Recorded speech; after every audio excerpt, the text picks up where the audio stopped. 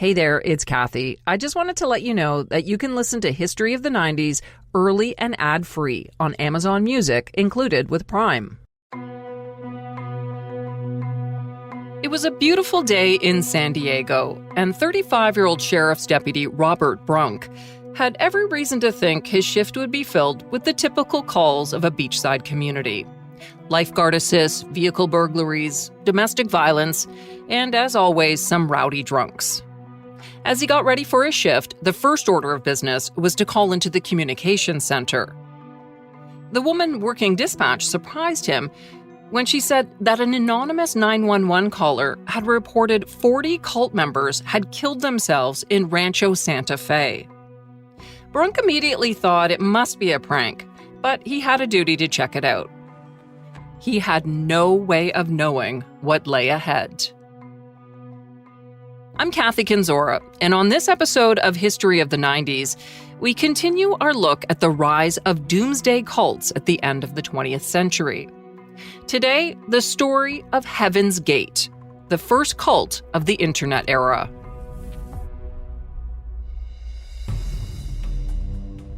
On the 10-minute drive into Rancho Santa Fe, which is one of the highest income neighborhoods in the nation, Officer Brunk wondered how he was going to explain this visit to the homeowners. But when he pulled up to the address, he found the gate was locked. So he jumped the fence and walked up the steep driveway to the 2-story mansion. Immediately, he thought something didn't look right. The lights outside the house were on, and all the blinds were drawn shut. He also noticed a number of vehicles parked in the driveway and garage. Feeling somewhat uneasy, Brunk tried the front door. It was locked, but another door on the left side of the house wasn't. He turned the knob, pushed open the door, and announced, "Sheriff's Department." That's when he recoiled from the unmistakable stench of dead bodies. Brunk immediately called for backup, and within about 10 minutes, Sheriff's Deputy Laura Gasek was on the scene. Together, they drew their guns and walked inside. As if entering a dark theater on a sunny day, Brunk's eyes slowly adjusted to the dimly lit room. The two deputies turned toward the large, pristine kitchen, where they found a side door to the garage. Inside the garage, they found a tidy row of tennis shoes and sandals. Back in the kitchen, they noticed a cockroach on its back, its legs flailing. Brunk then saw what looked like a body on top of a mattress on the floor. At that very moment, Gasek saw 6 more bodies on 3 bunk beds. Suddenly, Brunk realized they had no idea what had killed these people, and it wasn't safe to be inside the house. He looked at Gasek and said, "Let's get out of here." Outside, they set up yellow crime scene tape while waiting for investigators. When Lieutenant Jerry Lewis arrived, they went back in with guns drawn. They walked through the house, room after room, checking for life, but they found none. All they discovered was a computer screen in a side room, flashing with the words, "Red Alert." When news broke, the world was shook by the mass suicide, the creepy video messages, the obsession with UFOs, and of course, the matching Nikes. Heaven's Gate is considered in many ways as the first cult of the Internet era. But before 39 members ended their lives to catch a ride on a spacecraft flying in the wake of a comet, we need to go back to Texas in the 1970s. That's where Heaven's Gate was first created by Marshall Herf Applewhite and Bonnie Lou Nettles. They met in 1972, when Applewhite's marriage of 16 years had just ended. He'd also lost his job as the chair of the music department at the University of St. Thomas in Houston, after it came to light that he had a relationship with a male student. Applewhite developed a close friendship with Bonnie Nettles, a registered nurse and mother of 4, who was also going through a turbulent time. Her marriage of 23 years had just ended, partly because of her growing belief in spirits and UFOs. Applewhite and Nettles met at either a drama class or a psychiatric facility, depending who you believe. But either way, it appears they hit it off almost immediately over their shared interest in religion, aliens, and life after death. They rarely left each other's side. The friends even picked new names. Applewhite was Doe and Nettles was T, which are notes in the musical scale, and they set out on a spiritual road trip. They traveled around the U.S. assembling a group of like-minded people. Applewhite explained to would-be followers that human bodies were merely containers or vehicles that could be abandoned in favor of a higher physical existence. They called their group the Human Individual Metamorphosis, and they preached that an extraterrestrial spacecraft would take them to the kingdom of heaven, which they referred to as the next level. Alan Warren, author of the book Doomsday Cults, says even back then they were referred to as a UFO cult. They sort of had the idea that we all came from another planet and that we all came from aliens, and so we had to return to them somehow in the future. And so it was kind of a worshiping of ancient aliens, sort of in a raw way, and that's where it started. But of course, it went much further than that. In September 1975, they visited a small Oregon town to give a lecture about how UFOs were soon going to make contact with the human race. About 150 people attended the event, but most people in town thought it was just a joke. That is, until shortly after the lecture, when 20 people from the town disappeared. The mysterious story was even covered by the New York Times and Walter Cronkite, the anchorman for CBS Evening News. He said, "It's a mystery whether they've been taken on a so-called trip to eternity or simply been taken." Turns out they'd gone to a meeting a few states over in Grand Junction, Colorado. There they were joined by about 400 other people who were expecting to rendezvous with aliens. As you might expect, the aliens were a no-show. After that, the group adopted the name Heaven's Gate, and they made an effort to stay out of the news. They quietly traveled and spread their message as they picked up new followers until they eventually settled in Southern California. When Bonnie Nettles died in 1985 from cancer, Marshall Applewhite carried on without her, getting members ready for the next level. He said the next level was a place without gender, and to prepare for that, members had some strict rules they needed to follow while they were on Earth. No sex, no human-level relationships, and no socializing. To ensure the men remained celibate, they were often encouraged to be castrated. In fact, according to a Newsweek article in 1997, Applewhite and 6 followers voluntarily traveled to Mexico City to have the surgical procedure carried out. The group also adopted an androgynous look. Both men and women kept their hair cropped close, and the members routinely wore baggy, oversized shirts, which they didn't tuck in. People who joined the cult were expected to abandon their family and turn over all of their monetary possessions. They were also instructed to cleanse their bodies from alcohol, drugs, cigarettes, fast food, and impure sexual thoughts. They did this with the Master Cleanse. You might have heard of it because it's sometimes popular for weight loss. It's when you drink nothing but a mix of lemonade, cayenne pepper, and maple syrup. Heaven's Gate members would do it for up to 3 months at a time. The group's main philosophy took its roots from Applewhite's Presbyterian upbringing and blended it with his extraterrestrial and sci-fi beliefs. You see, Applewhite and Bonnie Nettles were huge fans of Star Trek and Close Encounters, and they mixed in as many Trekkie references and symbols as possible into their new beliefs. Applewhite told his followers that he was the second coming of Jesus Christ and that they were all living in the end times. He also preached that God was an alien, and Mary had actually been taken on board a spaceship and impregnated with Jesus. 2 major things happened in the 90s that changed the course of this bizarre but seemingly harmless organization. The first was the internet. Applewhite was quick to realize it would be a great tool for the group to share their beliefs with a wider audience, because they wouldn't have to rely on knocking on doors and handing out pamphlets on street corners. Contrary to internet etiquette, the group used a technique known as spamming, sending the same message to scores of special interest bulletin boards. Among the bulletin board topics, abuse recovery, anarchism, blasphemy, alien visitors, and support groups for those who had left cult. They also discovered they could use the internet to make a living. Here's Alan Warren. Their core group members, there's about 30 of them that were working at designing websites for money. So that was their income.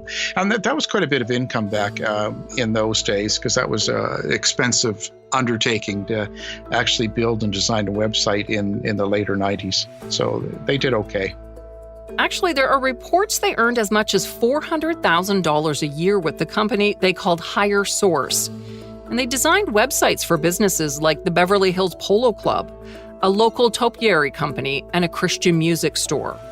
Heaven's Gate used the money to take out full-page ads in publications, including USA Today, to attract new members. And according to a New York Times article in 1997, the group paid to broadcast about a dozen homemade videotapes via satellite. The second important thing that happened in the 90s was the discovery of the Hale-Bopp comet. Two astronomers first spotted the unusually bright comet on July 23, 1995. It was most spectacular in the northern hemisphere and visible to the naked eye for about 18 months. As part of its 4,000-year orbit of the Sun, the comet would be closest to Earth in March 1997, in what was one of the most impressive astronomical events of the 20th century. Applewhite took this as a sign of the end times, and he was convinced that there was a spaceship hidden behind the comet. A spaceship that was coming to pick up members of the Heaven's Gate cult to finally take them to the next level. Initially, members were told they could hitch a ride on the spaceship without committing suicide. Applewhite said they could be beamed up into space and take their bodies with them to the next level. But Applewhite eventually amended that by saying they would be given a new body in the next level, so their earthly bodies didn't have to go with them.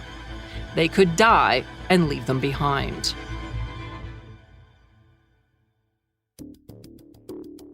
To prepare for the arrival of the Hale-Bopp comet and the spaceship that followed, Heaven's Gate rented a mansion on a palm tree-lined street in Rancho Santa Fe in October 1996. They paid $7,000 a month for the 7-bedroom Mediterranean-style villa with a red clay tiled roof in the upscale San Diego suburb.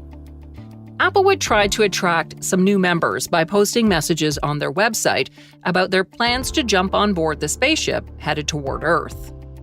He also famously recorded videos.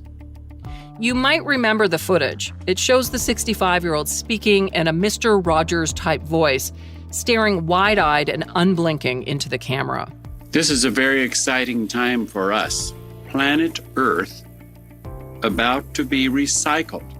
Your only chance to survive or evacuate is to leave with us. I hope for your sake that you at least ponder this, that you go into the privacy of your closet. Don't ask your neighbors, your friends, what they think of this. And so the countdown to their deaths began on March 19th, 1997, when Applewhite recorded an exit message. And let me say that our mission here at this time is about to come to a close in the next few days. We came from distant space and even what some might call somewhat of another dimension. And we're about to return from whence we came. The video, which is still available on YouTube, is over 90 minutes long. About halfway through it, Applewhite turns the camera on several members. He introduces them as they stand silently staring into the lens. They all have short hair, and they're dressed in matching black uniforms with a triangle patch on the sleeve. Now, if you would hold your patch, maybe we can zoom in on the patch. Great. See, turn it the other way a little bit. The opposite way a little bit. There you go. Now we don't have, there we go. See, it says Heaven's Gate awaiting. And that's exactly what that means to us. We've been away and now we're going back. Did you catch that? The patch reads Heaven's Gate Away Team. That's a direct reference to Star Trek. On the TV show, the away team was a small group of crew members who descended from their spaceship to engage in some kind of activity on a planet's surface. The next day, on March 20th, a second video was made which showed all but one member making their own exit messages. The members appear on screen 2 at a time as they sit on white plastic chairs in the backyard of the mansion. Well, I just want to let everyone know how lucky and happy I feel to be here, and let you know that what we're about to do is certainly nothing to think negatively about. We're all choosing of our own free will, go to the next level with Team Doe. You can hear birds chirping in the background as each person calmly describes what the upcoming voyage means to them. Yes, they're calm, but they do seem a little bit worried about how their deaths will be portrayed. When we leave, I know the media will treat this, unless we leave in a craft and no vehicles, no bodies are left behind, it's some sort of weird, bizarre cult, a suicide cult, whatever you might want to call it. But look deeper than the words. Look for what we've taught people and the message we've left behind. On the afternoon of March 21st, Heaven's Gate members went out for a big group meal, a final supper of sorts. They gathered at the Marie Callender's restaurant in Carlsbad, California, for turkey pot pies, cherry cheesecake, and iced tea with lemon. The general manager of the restaurant took notice of the large group.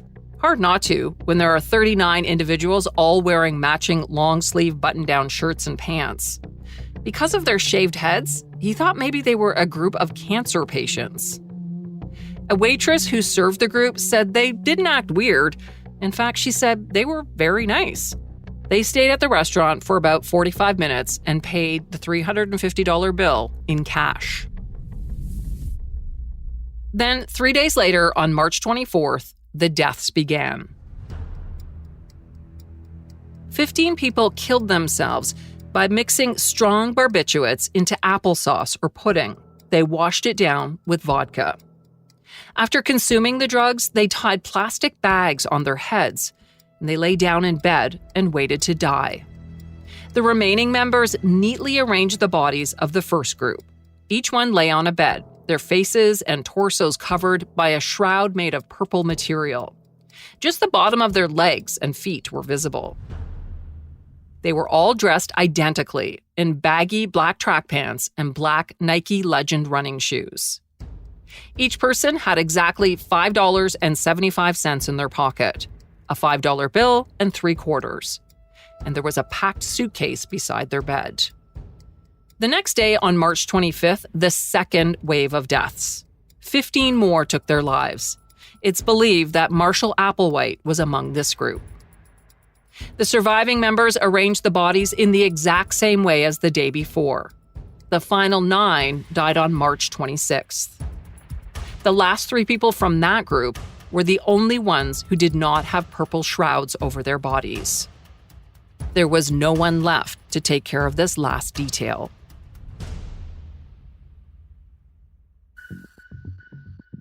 In total, 39 people were dead, 21 women and 18 men. It was the worst ever mass suicide on American soil.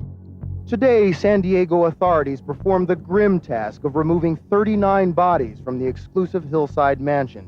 It appears, say investigators, members of a cult-like religious group who called each other angels committed mass suicide, forever to be remembered as angels of death.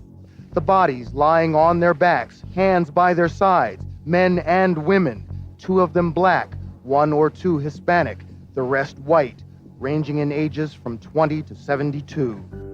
Among the dead, a career postal worker who abandoned his 5 children to join the cult. A troubled teenager who ran away to join the group after hearing them lecture in a park. The daughter of a retired judge. The son of a major telecommunication executive. Amongst the dead was Thomas Nichols, the younger brother of Nichelle Nichols. Star Trek fans will recognize that name. She played the role of Lieutenant Uhura, the communications officer of the USS Enterprise on the original TV show and the subsequent movies. The Heaven's Gate mass suicide was a horrible tragedy. 39 people lost their lives. But that didn't stop comedians and others from making jokes about the bizarre incident. One website riffed on Nike's slogan. Instead of "just do it," it said, "we just did it." Another spoofed the cult members by coming up with a catchphrase for their website company. "We kill ourselves working for you." David Letterman delivered one of his top 10 lists. Signs you're in a bad cult. Cult website is called www.nutcase.com. And Saturday Night Live did a parody commercial for Keds shoes that used news footage of the dead cult members wearing their Nikes. The tag for the joke? Keds, worn by level-headed Christians. After the laughter died down and people moved on, the mansion was torn down. The name of the street it was on was changed, and Heaven's Gate settled into its place as a bizarre footnote in 90s history. Remember those black Nike shoes that the cult wore? They were part of a line called Decades. Apparently, Applewhite purchased them because he thought they looked good, and because he got a good deal on them. The group paid just under $550 for all 39 pairs from a store in North County in the San Diego area. Well, this was an endorsement that Nike certainly didn't want, and after the tragic events, Nike discontinued the line. To this day, its sole comment on the suicides was made in a statement to Adweek after the SNL skit in 1997. Nike referred to the deaths as a tragedy and that they had nothing to do with Nike. Ironically, though, by pulling the shoes from their lineup, Nike turned them into a highly prized collector's item, and they've been spotted on eBay for as much as $6,000. It's also interesting to note that not all of Heaven's Gate followers died in 1997. Between 6 and 8 members were left behind to preserve the cult's digital legacy. Some have since died, but there are reportedly 2 people left who have continued to maintain the group's website. Heavensgate.com has been mostly untouched since 1997 and has a perfectly preserved retro vibe. It gives information about the Heaven's Gate cult and includes Bible verses along with writings by Applewhite and a photo of how a member of the next kingdom might appear. It looks like an X-Files style alien with a large forehead and big bug eyes. The website includes written versions of the exit statements recorded by Applewhite and members, along with a media release they issued about their own mass suicide. It's widely known that the website administrators will answer emails and letters from people who would like to learn more about Heaven's Gate. I had a couple of questions myself as I was researching this episode, so I decided to send an email through the site's contact page. They responded in less than 8 hours. I wanted to know how they distributed their videotape messages, since there was no YouTube in 1997. And here's what they said in response. We sent it out to every media station in the country and many around the world. We sent it to every pastor, minister, evangelist, pope, and other religious leaders. We sent it to every federal politician and President Clinton. We posted how to get it free on the website. Copies went out everywhere. That answer seems like an exaggeration to me. I mean, I can't imagine they sent it to every media station in the country and all religious leaders. But hey, the fact that they even responded to me is pretty crazy. By all accounts, the administrators appear to be a couple named Mark and Sarah King. They had been members of Heaven's Gate for about 12 years before the mass suicide in 1997. In an interview with Reddit's blog Upvoted in 2017, the site's administrators said that Marshall Applewhite and the other Heaven's Gate members will return to Earth at some point, and anyone who is ready may have an opportunity to join them.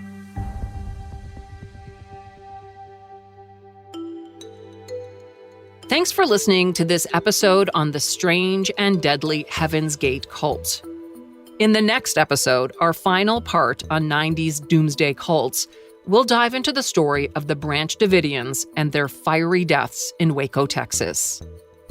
Be sure to check out the show notes for a link to my guest on this episode, author Alan R. Warren. His book is called Doomsday Cults: The Devil's Hostages. Thanks again to everyone who's been sending me suggestions for show ideas. Lots of great stuff. Please keep them coming. You can reach me through Twitter at 1990s History. I'm also on Instagram and Facebook. And you can email me directly at 90s@curiouscast.ca. That's 90s@curiouscast.ca. If you haven't already, please subscribe to our show so you never miss an episode. And while you're there, feel free to leave us a nice review. It helps spread the word and get more people to find the show. We're available for free at Apple Podcasts, Spotify, Google Podcasts, and everywhere else you stream audio. And you can always listen at curiouscast.ca. This show is hosted and co-written by me, Kathy Canzora, and Dila Velasquez, our producer. Sound design and final production is by Rob Johnston. See you next time for more History of the 90s.